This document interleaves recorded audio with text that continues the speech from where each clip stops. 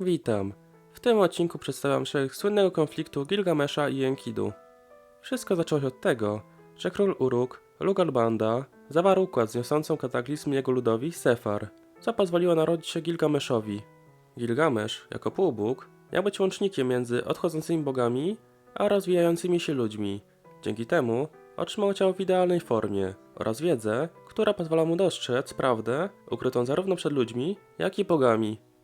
Mimo że Gilgamesz kochał bogów, ci przewidzieli, że gdy dorośnie, odwróci się od nich.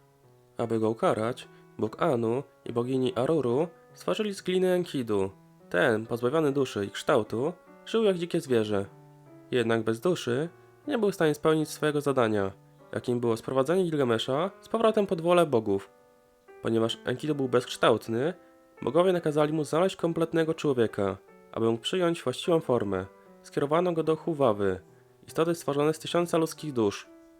Enkidu zaprzyjaźnił się z Huwawą, a szczególnie z jedną z jego wewnętrznych dusz, małą dziewczynką, dla której zrobił nawet wieniec z kwiatów. W końcu ich drogi się rozeszły. Następnie bogowie sprowadzili do Enkidu kobietę imieniem Shamhat, ponieważ brakowało mu rozumu. Spędzili razem 6 dni i 7 nocy. W tym czasie jego ciało zaczęło przypominać ludzkie. Stracił część mocy, ale zyskał wiedzę, rozum i duszę. Pierwszy raz wypowiedział swoje imię i zrozumiał swoją rolę. Udał się do Uruk, aby wypełnić swoje zadanie. Na miejscu okazało się jednak, że Gilgamesz był jeszcze niewinnym dzieckiem, co wzbudziło w Enkidu wątpliwości co do woli bogów. Ostatecznie postanowił zaczekać i obserwować go, aż dorośnie. Z czasem Gilgamesz faktycznie stał się tyranem, co rozwia wszelkie wątpliwości Enkidu.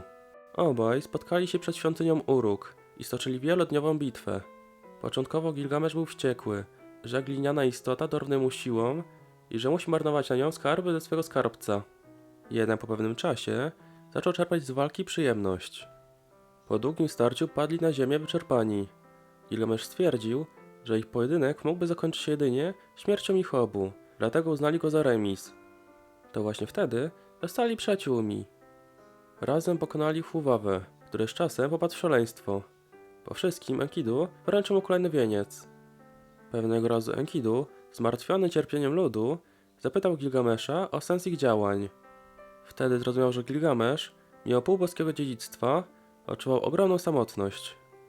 Po tej rozmowie Enkidu ogłosił, że zostanie jego narzędziem, lecz Gilgamesz odparł, że ci, którzy żyją razem, rozmawiają razem i walczą razem, są przyjaciółmi. To wydarzenie pozwoliło Enkidu odkryć samego siebie. Jakiś czas później bogini Isztar zaproponowała Gilgameszowi małżeństwo, lecz ten odrzucił jej propozycję. Rozwścieczona bogini poprosiła Anu o wypuszczenie byka niebios, aby mogła się zemścić. Jednak Gilgameszowi i Enkidu wspólnymi siłami udało się zabić bestię.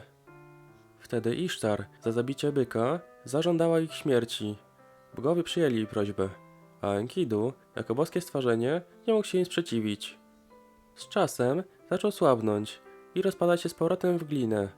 Gilgamesz trzymał go w ramionach i wściekły krzyczał, że to on powinien zostać ukarany.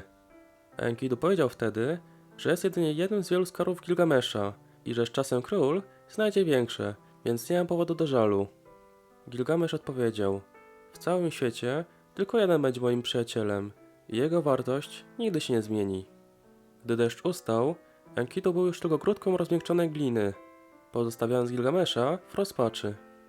To wydarzenie sprawiło, że król zaczął obawiać się śmierci i wyruszył zdobyć ziele, które miało mu zapewnić nieśmiertelność, lecz o tym będzie w dedykowanym dla niego materiale. Na dzisiaj to wszystko. Dziękuję za obejrzenie. Jeśli chcesz mnie wesprzeć, zostaw like i subskrypcję. Cześć!